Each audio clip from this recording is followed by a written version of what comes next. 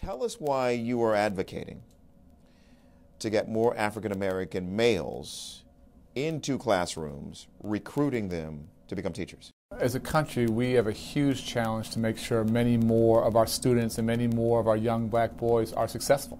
And our graduation rates have to go up dramatically. Our dropout rates have to go down.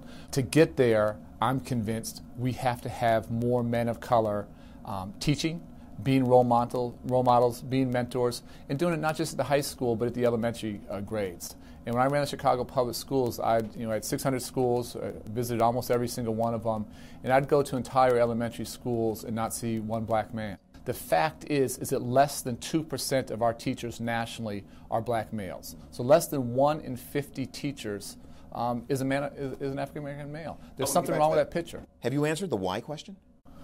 None of this stuff has easy answers. So there's a myriad of answers as to why. One is we don't have enough young men graduating from high school. We don't have enough young black men graduating from high school and going to college. Of those that do, not enough are going to teaching.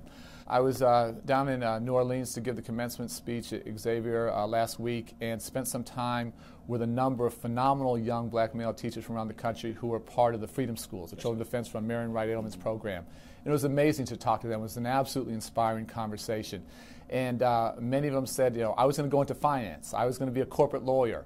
And decided to be part of this Freedom School to help out while I was in college, and it changed my life. It absolutely changed my life. And they've gone into teaching and made huge personal and financial sacrifices to do that. What do you get from that experience, you believe, from having the black male teaching in classrooms in urban areas where you have large black student populations? I think all of our students benefit. White, black, Hispanic boys and girls benefit from having strong black males in the classroom, but particularly our young black males. And when I talk to those teachers, those few, and not enough, but those black teachers, they talk passionately about how the young boys seem to gravitate to them, how they reach out to them, how they find them before school, in class, at lunchtime, after school. They're looking for a connection. I think we haven't talked about enough is, we're competing with the gangs. We're competing with the drug dealers on the corner. And when students fall through the cracks, when young people don't have that positive mentor in a school setting or in the church, in the community, there's always a guy in the street corner who can say, come my way, and I'll take care of you. Now, you move on to offer to deliver the commencement address. So you have black men in the audience, right? And maybe I'm one of them. I'm sitting there, and I'm not quite sure where I'm going to go with my career. Wow, there's Arne Duncan. He's the Education Secretary of the United States. I'm open to what he has to say about me becoming a teacher. Well, what's the pitch? How do you sell me? I challenge them to come teach, that this is the call to service. This is the call to action. That if we're serious, we talk so much about the achievement gap, and I'm convinced the only way we're going to close the achievement gap is to close what I call the opportunity gap. Poverty is not destiny. There are lots of people who want to tell you that poverty is destiny. It is absolutely not. What we have to do is provide opportunity. So my challenge to the men in the audience and my challenge to African American men, Latino men around the country is that be part of the solution. Step up. And if you do that, the impact you're going to have is just absolutely extraordinary. Way beyond, way more gratifying than anything you can do. I like that. I'm sitting in the audience. I received that.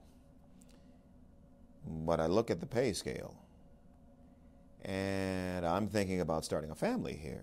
I've got student loans that I've got to pay off now, and the two don't equate. What do we do about that? We'll fix that. And this is a huge deal. The public doesn't know this. As part of the health care legislation that passed recently, we also had a higher education bill. This put $36 billion in additional money for Pell Grants, put $2.5 billion behind HBCUs and other minority-serving institutions, put $2 billion behind community colleges. But maybe the most important, or one of the most important pieces of that was something called income-based repayment, IBR. And starting in 2014, if you graduate from college and go into the public service, teaching being at the military, sure, work at a legal aid clinic, work at a medical clinic in a disadvantaged community, after 10 years of public service, your loans will be erased, gone. And up to that point, your loans will be held down to 10% of your income. What are you going to do personally? You going to hit the road? I'm going to continue to hit the roads. It presents some challenges, but it presents a huge opportunity. And if we can attract this next generation of phenomenally talented, committed folks and get more men and more folks of color coming to education, and then do a better job of keeping that talent in education, we're going to change this public education in our country for the next 25 or 30 years.